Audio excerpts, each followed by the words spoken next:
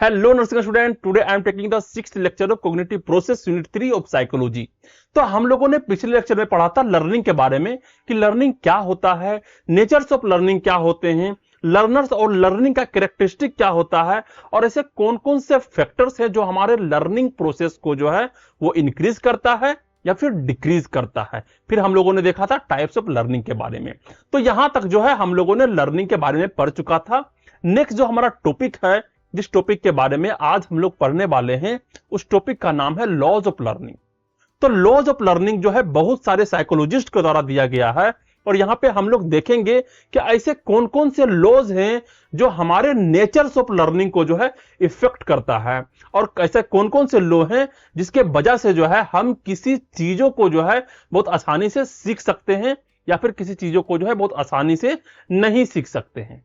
तो यहां पर जो है हम लोग सबसे पहला स्लाइड पे चलते हैं और देखते हैं लॉज ऑफ लर्निंग के बारे में कि लॉज ऑफ लर्निंग क्या कहता है।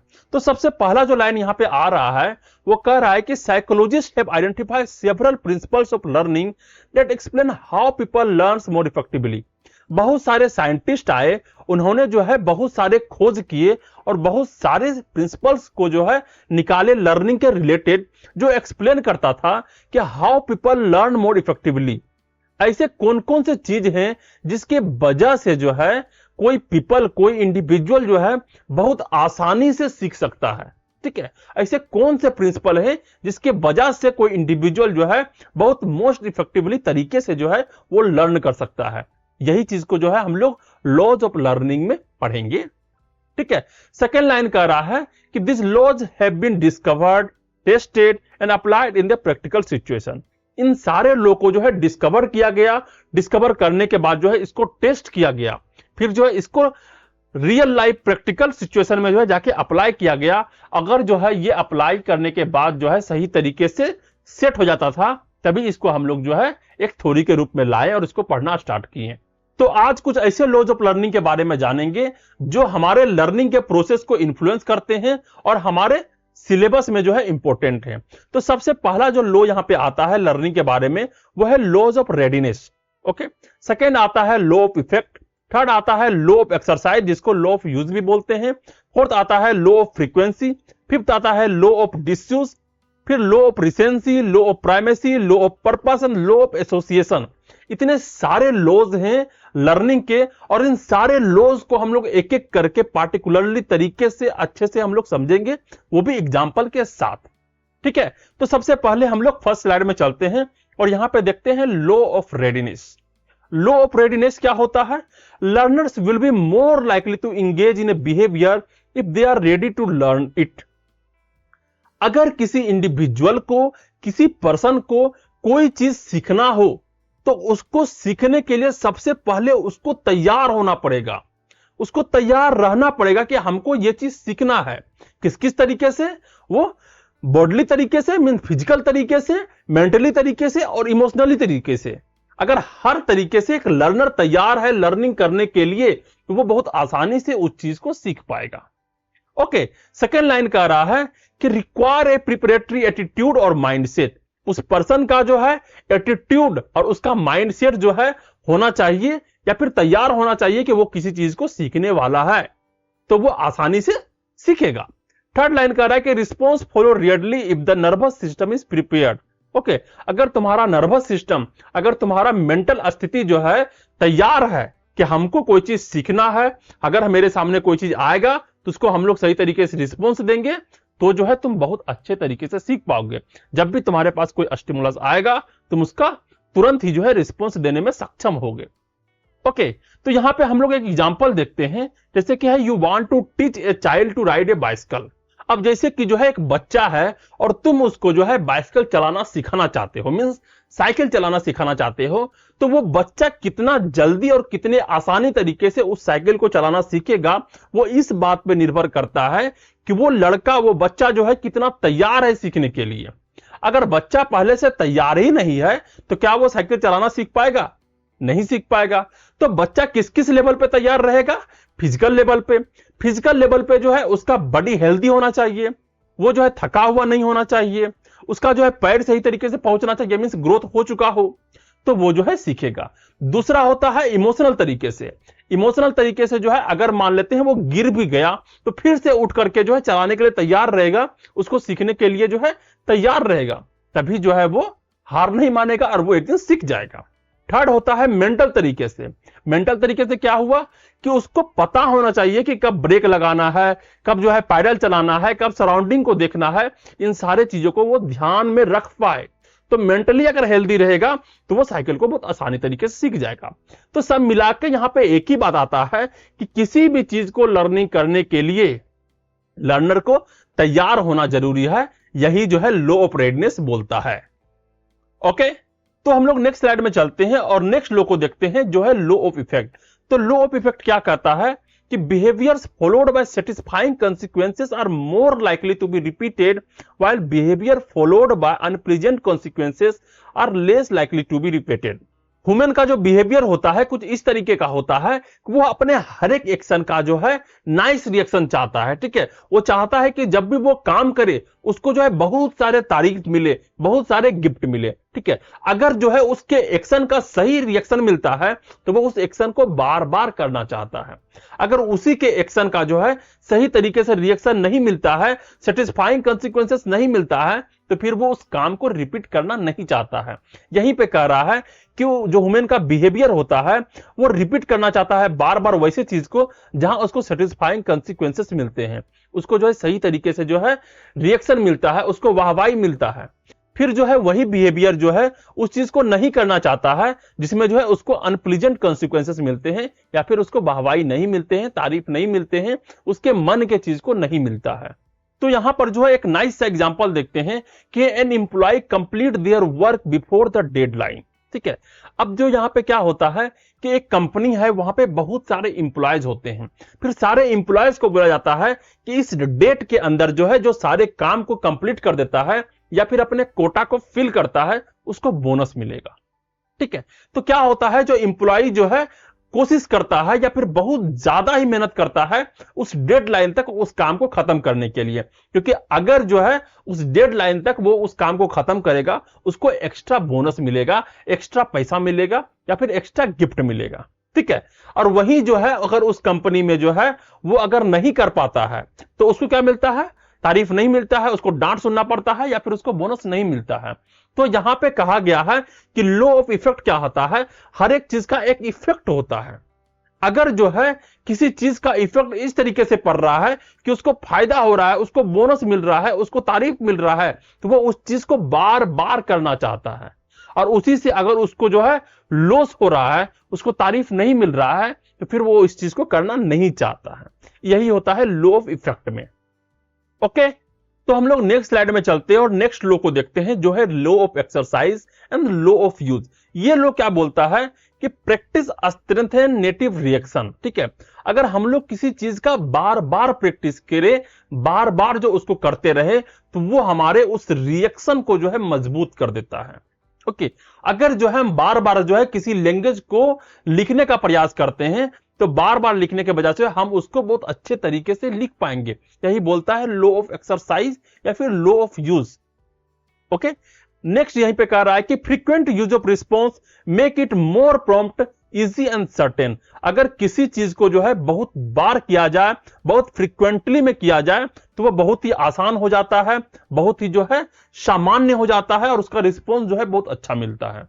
ओके, तो यहां पर जो एक नाइस सा एग्जांपल दिया हुआ है कि learning to play a music instrument piano. ठीक है, जब हम लोग पियानो सीखना स्टार्ट करते हैं या फिर कोई ऐसा चिल्ड्रेन है या फिर कोई ऐसा इंडिविजुअल है जो कि पियानो को सीखना चाहता है, तो क्या होता है, शुरू में पियानो लेके बैठेगा, उसको कुछ भी समझ नहीं आएगा। वो सबसे पहले जो है सा रे गा मा पा धा नी सा ये सारे चीज को सीखेगा, फिर बार बार उसको प्रैक्टिस करता जाएगा, प्रैक्टिस करता जाएगा।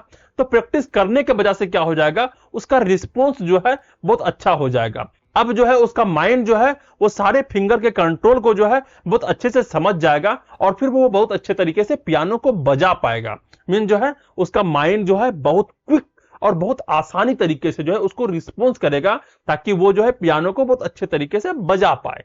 ओके, तो यही कहता है लॉ ऑफ एक्सरसाइज। अगर तुम किसी चीज को बार बार फ्रीक्वेंट तरीके में करते हो, उसको यूज में लाते हो, तो तुम्हारा जो है उसका रिस्पॉन्स बहुत अच्छा हो जाएगा। तुम उसको बहुत आसानी से, बहुत जल्दी से जो है सीख जाओगे। ओके, तो हम लोग नेक्स्ट स्लाइड में चलते हैं और नेक्स्ट लो को देखते हैं जो कि है लो ऑफ फ्रीक्वेंसी। अब लो ऑफ फ्रीक्वेंसी क्या होता है? It's totally related to the law of use.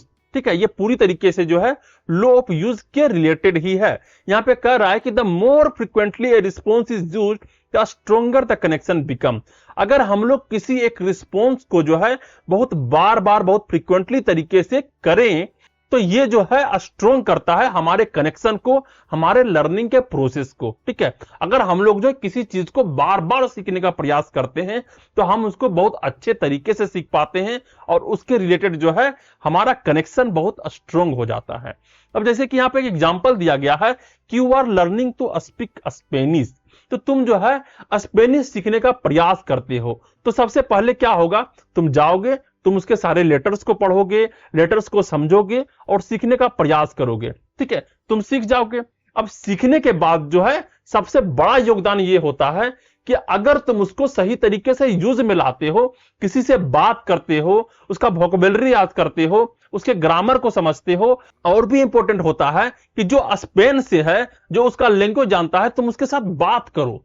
अगर तुम उसके साथ बात करोगे, उस तरीके के गाने सुनोगे, वेब सीरीज देखोगे, मूवी देखोगे, तो बार बार जो है उस रिस्पॉन्स को कंटिन्यूटी में आने के कारण जो है तुम उसको बहुत अच्छे तरीके से जो है समझ जाओगे और उसका रिस्पॉन्स जो है बहुत मजबूत हो जाएगा।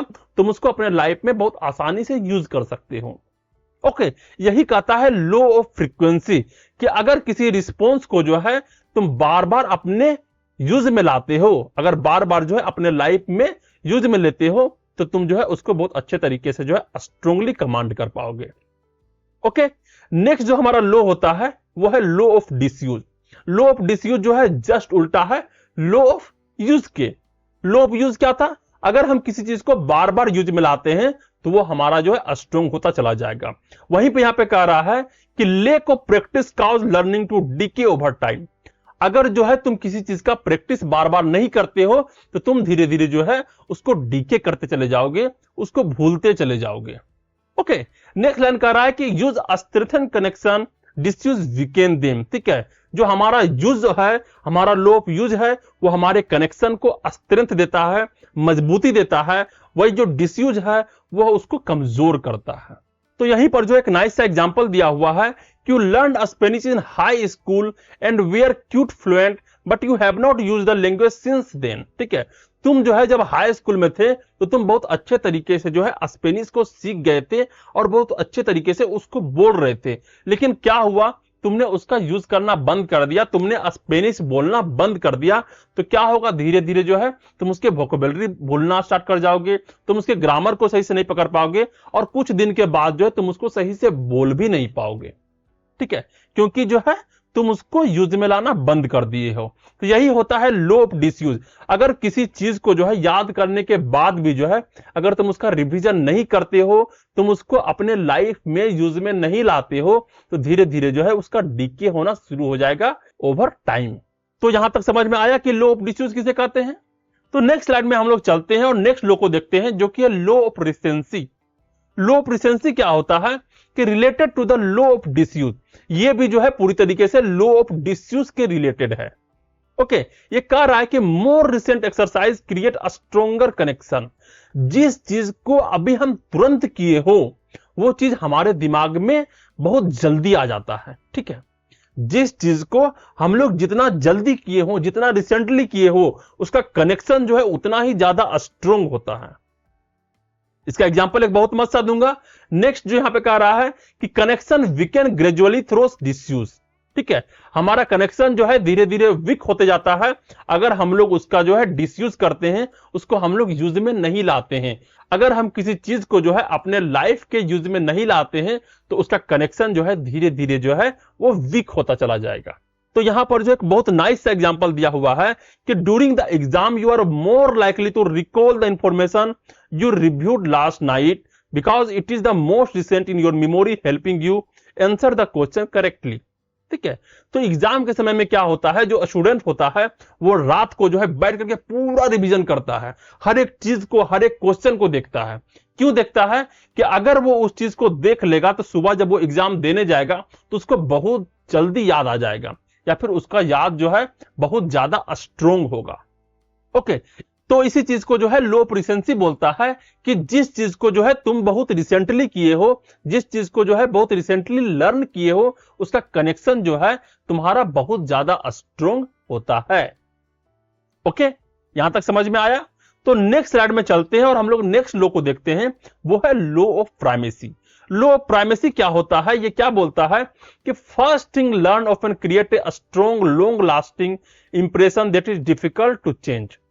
हम लोग जो चीज पहली बार सीखते हैं, ठीक है, उसका याद, उसका मेमोरी, उसका इंप्रेशन हमारे माइंड में बहुत लास्ट तक रहता है, बहुत स्ट्रांगली रहता है। यही बोलता है लॉ ऑफ प्राइमेसी कि first thing learn often create a strong long lasting impression that is difficult to change, इसको बदला नहीं जा सकता। ओके, नेक्स्ट कह रहा है कि these are easily impress in the mind, ये हमारे माइंड में जो है बहुत आसानी से जो है अपना इंप्रेशन छोड़ जाते हैं। इसका एग्जांपल हम लोग देखते हैं कि you are learning to drive a car for the first time. तो फर्स्ट टाइम जो है तुमने फोर व्हीलर चलाने को सीखने के लिए गए, तो वहां का जो टीचर है, जो वहां का जो है ड्राइवर है, वो तुमको जो पहली पहली बार सिखाएगा, जो तुमको पहली पहली बार इंस्ट्रक्शन देगा कि इस तरीके से ब्रेक लगाना है, इस तरीके से हैंडल को घुमाना है, इस तरीके से मिरर को देखना है, इस तरीके से रोड को देखना है, ये सारे इंस्ट्रक्शन या फिर जो फर्स्ट टाइम वो तुमको चला के सिखाएगा, वो तुमको जिंदगी भर याद रहेगा, लॉन्ग लास्टिंग याद रहेगा। उसी के मदद से जो है तुम आगे का जो है लर्निंग जो है बहुत अच्छे तरीके से कर पाओगे।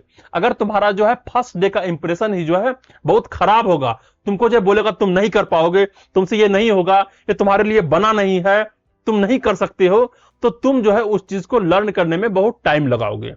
ठीक है, लर्निंग के प्रोसेस में जो है बहुत ज्यादा टाइम लग जाएगा।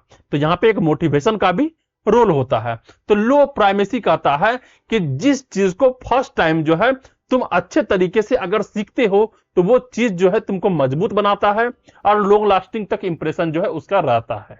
तो ये था हमारा सेवंथ लो, जो था law of primacy. Next law जो हमारा आता है एट्थ लो, वो है law of purpose. Law of purpose क्या कहता है कि हैविंग ए क्लियर और definite goal makes learning more directed and purposeful. अगर किसी पर्सन के पास जो है एक डायरेक्टेड और पर्पसफुल गोल है, तो वो उस चीज को जो है बहुत आसानी से और बहुत फोकसली तरीके से सीखेगा।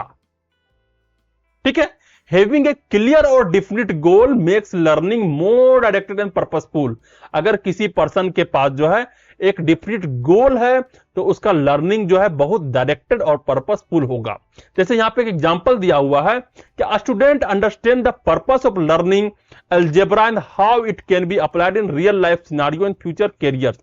एक स्टूडेंट जो है वो अलजेब्रा को बहुत अच्छे तरीके से सीखता है, क्योंकि उसके टीचर ने जो है बताया है कि किस तरीके से ये अलजेब्रा जो है तुम्हारे फ्यूचर कैरियर के लिए इंपॉर्टेंट है और इसके रियल लाइफ सिनेरियो में जो है किस तरीके से यूज में आएगा।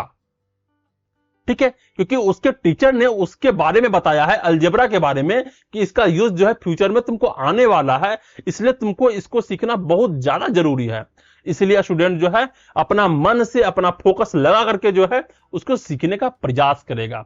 तो अगर किसी पर्सन का पर्पस गोल सही है या फिर जो है एक दिशा में है, तो वो लर्निंग जो है बहुत जल्दी कर लेगा। यही कहता है लो ऑफ पर्पस। ठीक है, तो हम लोग नेक्स्ट स्लाइड में चलते हैं और नेक्स्ट लो को देखते हैं, जिस लो का नाम है लो ऑफ एसोसिएशन। एसोसिएशन का मतलब होता है दो चीजों के बीच में जुड़ाव को ही बोलते हैं एसोसिएशन। ओके, तो यहां पर जो फर्स्ट लाइन आ रहा है वो कह रहा है कि आइडियाज और experiences that occur together become associated with each other. जो आइडियाज और एक्सपीरियंस जो है एक साथ आते हैं, वो जो है एक दूसरे के साथ जो एसोसिएट हो जाते हैं। ठीक है, अगर किसी एक्सपीरियंस के साथ हमको कोई आइडियाज आया है, तो वो उस एक्सपीरियंस और वो आइडियाज जो है एक दूसरे के साथ जो एसोसिएट हो जाएंगे। मींस अगर हम लोग बाद में जो है किसी उस आइडिया को जो है हम लोग रिकॉल करेंगे, तो उसके साथ साथ जो है हमें वो एक्सपीरियंस भी रिकॉल हो जाएगा। ठीक है, या फिर जो है दो आइडिया जो है एक साथ जो है मिल रहा है, तो अगर उसके रिलेटेड आइडियाज को भी अगर हम लोग याद करेंगे, तो उस आइडिया के चलते जो है हमको पहले वाला आइडिया याद आ जाएगा और उसके साथ साथ जो है उसके एक्सपीरियंस भी याद आ जाएंगे। ओके, यहीं पे कह रहा है कि recalling one ideas often bring up two related ideas. ठीक है। अगर हम लोग जो है एक आइडिया जिसको हम लोग पहले सोच चुके हैं, अगर उस आइडियाज को फिर से रिकॉल करते हैं तो उसके साथ साथ जो है और भी रिलेटेड आइडियाज जो है आना शुरू हो जाते हैं। ओके, तो इसको दो चीज गवर्न करता है। पहला होता है लॉ ऑफ सिमिलरिटी और दूसरा होता है law of contrast. Law of similarity कहता है कि सिमिलर आइडियाज आर कनेक्टेड। दो तरह के आइडिया जो कि सिमिलर हैं वो एक दूसरे से कनेक्ट हो जाता है। और लॉ ऑफ कंट्रास्ट कहता है कि अपोजिट आइडियाज आर कनेक्टेड। अगर दो आइडिया जो है एक दूसरे से बिल्कुल अपोजिट है तो भी जो है वो एक दूसरे से कनेक्ट हो जाता है। ओके, यही कहता है लॉ ऑफ एसोसिएशन। अगर जो है हम लोग आइडियाज और एक्सपीरियंस दोनों एक साथ ले रहे हैं तो वो दोनों जो है एक दूसरे के साथ जो है कनेक्ट हो जाता है और एक के याद करने के बाद जो है दूसरा अपने आप वहां पे चला आता है। तो यहां पर जो है हम लोग एक नाइस एग्जांपल देखते हैं कि hearing A favourite song while on vacation can create a lasting association. ठीक है, अगर हम लोग जो है वेकेशन पे हैं और वेकेशन पर जो है एक फेवरेट अपना सॉन्ग जो है सुन रहे हैं तो जो है उसका लॉन्ग लास्टिंग एसोसिएशन होता है। मीन जो है हम एक्सपीरियंस भी कर रहे हैं पूरे दृश्य को, पूरे नजारे को, और उसके साथ साथ जो है उस अपने फेवरेट सॉन्ग को भी सुनते जा रहे हैं।